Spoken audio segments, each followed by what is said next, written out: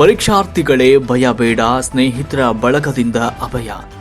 ಕೂಡ್ಲಿಗಿ ಪಟ್ಟಣದ ಸ್ನೇಹಿತರ ಬಳಗದವರಿಂದ ಪರೀಕ್ಷಾರ್ಥಿಗಳೇ ಪರೀಕ್ಷೆಯ ಭಯ ದೂರವಾಗಲಿ, ಗೆಲುವಿನ ಅಭಯ ನಿಮ್ಮದಾಗಲಿ ಎಂಬ ಘೋಷಣೆಯಡಿ ಪ್ರಸಕ್ತ ಸಾಲಿನ ಎಸ್ಎಸ್ಎಲ್ಸಿ ವಿದ್ಯಾರ್ಥಿಗಳಿಗೆ ಹಾಗೂ ದ್ವಿತೀಯ ಪಿಯುಸಿ ವಿದ್ಯಾರ್ಥಿಗಳಿಗೆ ಪರೀಕ್ಷೆಗೆ ಮಾನಸಿಕ ಸಿದ್ಧತೆ ಕುರಿತು ಪೂರ್ವ ತಯಾರಿ, ಪರೀಕ್ಷಾ ಭಯ ನಿವಾರಣಾ ಕಾರ್ಯಕ್ರಮ ಹಮ್ಮಿಕೊಳ್ಳಲಾಗಿತ್ತು.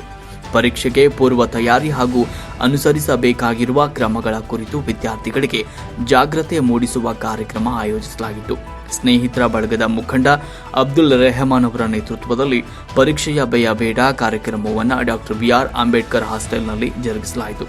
ಕಾರ್ಯಕ್ರಮದ ಅಧ್ಯಕ್ಷತೆ ವಹಿಸಿದ್ದ ಸ್ನೇಹಿತರ ಬಳಗದ ಅಬ್ದುಲ್ ರೆಹಮಾನ್ ಮಾತನಾಡಿ, ವಿದ್ಯಾರ್ಥಿಗಳೇ ಭಯ ಅನ್ನೋದು ಅಜ್ಞಾನದ ಸಂಕೇತ, ಅದನ್ನು ಬಿಟ್ಟು ಹೊರಬನ್ನಿ ಅಂತ ವಿದ್ಯಾರ್ಥಿಗಳಿಗೆ ಕರೆ ನೀಡಿದರು. ಪರೀಕ್ಷೆಗಾಗಿ ವೈಜ್ಞಾನಿಕ ನಿಲುವಿನೊಂದಿಗೆ ಹಾಗೂ ಶಿಕ್ಷಕರ ಅನುಭವಿಗಳ ಸಲಹೆ ಸೂಚನೆಗಳೊಂದಿಗೆ ಪೂರ್ವ ತಯಾರಿ ಮಾಡಿಕೊಂಡು ಸನ್ನದ್ಧರಾಗಿ ಹಿಂಜರಿಯದಿರಿ ಅಂತ ಧೈರ್ಯ ತುಂಬಿದ್ರು. ಧೈರ್ಯವೇ ಸರ್ವ ಸಾಧನೆಗೆ ಮೂಲ ಕಾರಣ, ಸಾಧಿಸಲು ನಿರಂತರ ಅಧ್ಯಯನಶೀಲತೆ ಛಲ ಅಗತ್ಯ ಎಂದರು. ನಂತರ ಅನುಭವಿ ಯಶಸ್ವಿ ವಿದ್ಯಾರ್ಥಿಗಳಾದ ಪದವೀಧರರಿಂದ ವಿದ್ಯಾರ್ಥಿಗಳಿಗೆ ಪರೀಕ್ಷೆಗೆ ತಯಾರಿಯ ಕುರಿತು ಮಾಹಿತಿ ನೀಡಲಾಯಿತು. ಸದಸ್ಯರಾದ ಫಯಾಜ್, ಅಬ್ದುಲ್ ವಾಹಿದ್, ಮಹೇಶ್ ಬಸವರಾಜ್, ಡಾಕ್ಟರ್ ಬಿಆರ್ ಅಂಬೇಡ್ಕರ್ ಕಾರ್ಯನಿರ್ವಾಹಕ ಅಧಿಕಾರಿಗಳು ಹಾಗೂ ಸಿಬ್ಬಂದಿ ವರ್ಗದವರು ವಿದ್ಯಾರ್ಥಿಗಳು ಈ ಕಾರ್ಯಕ್ರಮದಲ್ಲಿ ಉಪಸ್ಥಿತರಿದ್ದರು. ವರದಿ ವಿಜಿ ಋಷಭೇಂದ್ರ ಕೂಡ್ಲಿಗಿ.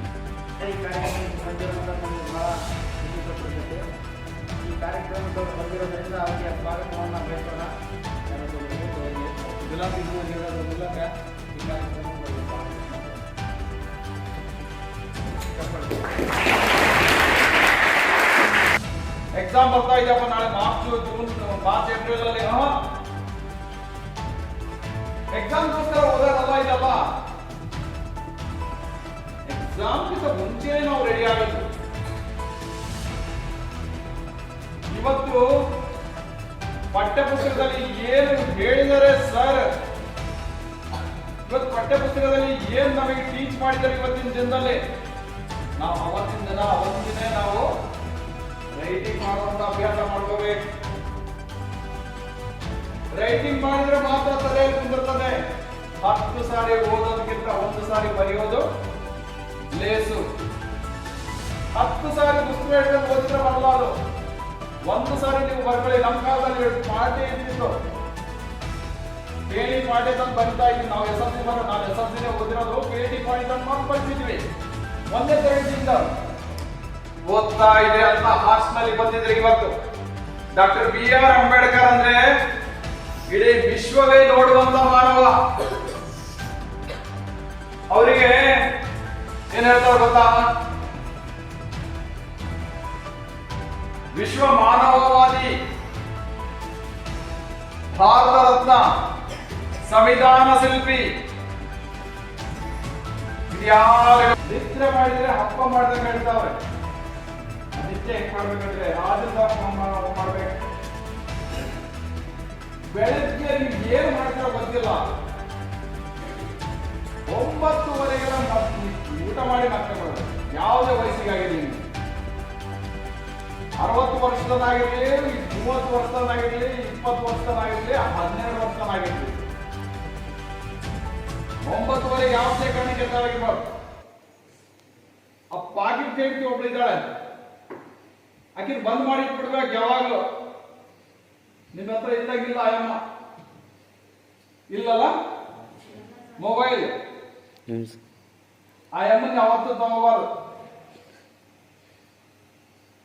ಅವಶ್ಯಕತೆನೇ ಇಲ್ಲ. ನಮ್ಮ ಹಿರಿಯರು ಹೇಳ್ತಾರೆ, ನೀನು ಎಷ್ಟು ಕಂಪ್ಯೂಟರ್ ಜೊತೆಗೆ ಓದ್ತೀಯ, ನೀನು ಏನು ಓದ್ತೀಯ ಅಂತ ನನಗೆ ಗೊತ್ತಾಗ್ತಾ ಇಲ್ಲ, ನೀನು ಪಠ್ಯ ಪುಸ್ತಕದಲ್ಲಿ ಇದ್ದಿದ್ದು ಒಂದೇ ಓದ್ಬಿಟ್ರೆ ಸಾಕು ಅಂತ ಹೇಳ್ತಾರೆ. ಆನ್ಲೈನ್ ಪರೀಕ್ಷೆ, ಆನ್ಲೈನ್ ಎಕ್ಸಾಮ್ ಅವೆಲ್ಲ ನೀನು ಆಮೇಲೆ ಮಾಡ್ಕ, ಆ ಪಠ್ಯ ಪುಸ್ತಕದಲ್ಲಿ ಎಷ್ಟಿದೆ ಅಷ್ಟು ಓದಿದ್ರೆ ಸಾಕು ಅಂತ ಹೇಳ್ತಾ ಇದ್ದಾರೆ.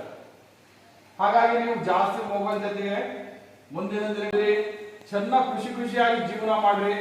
ಯಾರನ್ನು ತಪ್ಪಾಗಿ ದ್ವೇಷಿಸ್ಬೇಡ್ರಿ. ಮೊದಲನೇದಾಗಿ ಜಾತೀಯತೆ ಯಾರು ಮಾಡ್ಕೊಳಕ್ ಹೋಗ್ಬೇಡ್ರಿ. ದೊಡ್ಡ ದುರಂತ, ನಮ್ಮ ದೇಶದ ದೊಡ್ಡ ದುರಂತ ಅದು.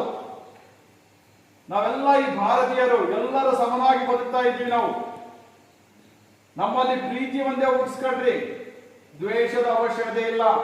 ಯಾರು ದ್ವೇಷ ಮಾಡ್ತಾನೆ ಅವನೇ ಸುಟ್ಟೋಗ್ತಾನೆ. ಯಾರು ಪ್ರೀತಿ ಹಂಚ್ತಾನೆ ಅದೊಂದು ಹೂವಿನ ತೋಟವಾಗಿ 4 ಮಂದಿಗೆ ಸಹಕಾರ ಮಾಡುವಂತ ಜೀವನ ಆಗತ್ತ ಅವನು. ಹಾಗಾಗಿ ಈ ಒಂದು ಕಾರ್ಯಕ್ರಮ ಮಾಡೋದಕ್ಕೆ ನಮಗೆ ಅನುವು ಮಾಡಿಕೊಟ್ಟಂತ ನಮ್ಮ